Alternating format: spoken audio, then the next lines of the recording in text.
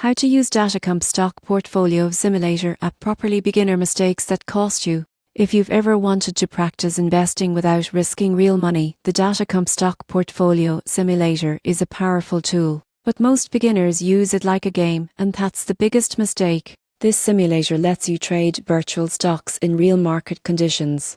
The first mistake people make is ignoring data analytics. Platform provides portfolio metrics like Sharpe ratio, diversification score, and volatility, yet many users trade blindly, never checking how their decisions affect long-term performance. Next, beginners often skip the learning modules. The simulator links directly to lessons on diversification, portfolio theory, and market behavior.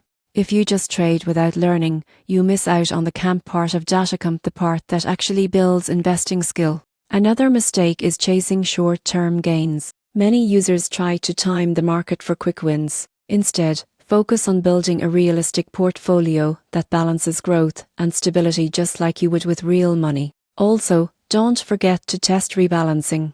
The simulator allows you to adjust holdings as markets shift. Practicing this helps you understand how professionals manage risk. Finally, review your trade history. DataCamp lets you analyze every decision: what worked, what didn't, and why. This reflection turns mistakes into lessons that prepare you for real investing. Used properly, the DataCamp Stock Portfolio Simulator is more than a virtual sandbox. It's a powerful training ground for financial literacy. So trade thoughtfully, learn continuously, and treat every simulation as practice for the real thing. That's how beginners transform into confident investors, one smart simulation at a time.